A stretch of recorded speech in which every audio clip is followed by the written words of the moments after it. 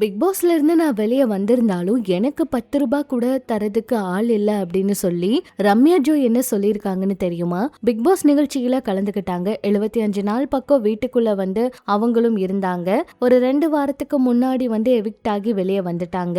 இந்த நிலையில ஆடலும் பாடலும் நிகழ்ச்சிகள்ல நடனமாடி வந்த ரம்யா அவங்க பிக் பாஸ்ல இருந்து வந்ததுக்கு அப்புறமும் அதே ஒரு வேலைக்கு வந்து போயிருக்காங்க. அதனால நிறைய பேர் வந்து பிக் பாஸ்க்கு அப்புறமும் உங்களுக்கு இந்த நிலைமையா, ஆடலும் பாடலும் நிகழ்ச்சியில ஆடிக்கிட்டு இருக்கீங்க அப்படிங்கிற மாதிரி கேள்விகள் எல்லாம் கேட்டாங்களாம். இதுக்கு ரம்யா அவங்களும் சமீபத்திய நேர்காணல் ஒன்றுல பேசியிருக்காங்க. அதுல பேசும்போது எனக்கு ஒண்ணு பிக் பாஸ்ல இருந்து எந்த ஒரு பணமும் வரல, 100 ரூபாய் கூட எனக்கு யாரும் கொடுக்க மாட்டாங்க. பிக் பாஸுக்கு போயிட்டு வந்து ஆடலும் பாடலும் நிகழ்ச்சியில ஆடிட்டு இருக்கன்னு என்னை எல்லாரும் கேக்குறாங்க. அது மட்டும் இல்லாம 100 ரூபாய் வந்து எனக்கு யார் கொடுத்து உதவ போறா? எனக்கு என்னோட பிரச்சனைய நான் தான் பாத்துக்கணும். என் பிரச்சனை எனக்கு தான் தெரியும். எனக்குன்னு வாடகை இருக்கு, இஎம்ஐ கட்டணும், யாருக்காச்சும் இதெல்லாம் தெரியுமா? எனக்கு செலவுக்கு காசு வேணும், அதனால நான் வந்து என்னோட வேலையை செய்யறேன். பிக் பாஸ் முடிய இன்னும் 1 மாசம் ஆகும், என் சம்பள வரமும் லேட் ஆகும், அதனாலதான் நான் வந்து என்னோட வேலையை பார்த்துக்கிட்டு இருக்கேன். இதை பத்தி நான் யார்கிட்டயும் சொல்லணும்னு அவசியம் இல்லை. ஆனா தேவையில்லாத கேள்விகளை கேட்கறாங்க. அது மட்டும் இல்லாம இப்ப போற இடங்கள்லயும் நீ பிக் பாஸ்க்கு போயிட்டு வந்து இதே மாதிரி ஆடலும் பாடலுக்கு வரையா அப்படிங்கிற மாதிரி எல்லாம் கேட்டுட்டு இருக்காங்க. இந்த மாதிரி கேள்விகள் எல்லாம் கேட்கறவங்களுக்கு பதில் சொல்லணும்னு அவசியம் இல்லைன்னு ரம்யா அவங்க ஒரு விளக்கம் கொடுத்திருக்காங்க. அதே போல சமீபத்துல எஃப்ஜே அவர் வந்து பேட்டி கொடுத்திருந்தாரு.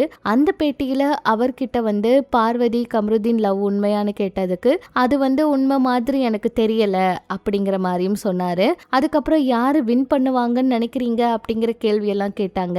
அதுக்கு அவர் வந்து நான் வேற ஏதாவது வார்த்தை சொல்லிட போற அப்படிங்கிற மாதிரி சொன்னாரு. அதே போல அவங்க வின் பண்றதுக்கு வாய்ப்பு இல்லை அப்படிங்கிற மாதிரியும் வேற ஒரு ஆள் தான் வின் பண்ணுவாங்க அப்படிங்கிற மாதிரியும் எஃப்ஜே அவர் வந்து பேசியிருந்தாரு. எஃப்ஜே அவர் வந்து பாத்தீங்கன்னா வீட்டுக்குள்ள போகிறதுக்கும் வெளியே வந்ததுக்கும் அவர் பேசுற விஷயங்களுக்கும் நிறைய வித்தியாசம் இருக்கு. அவர் இப்ப பேசினாலே நிறைய பேர் வந்து ஏன் இப்படி எல்லாம் பேசுறாரு அப்படின்னு கேட்கிற மாதிரி தான் இருந்துச்சு. சொல்ல போனா வெளிப்படையாவே நிறைய விஷயங்கள் பேசுறாரு.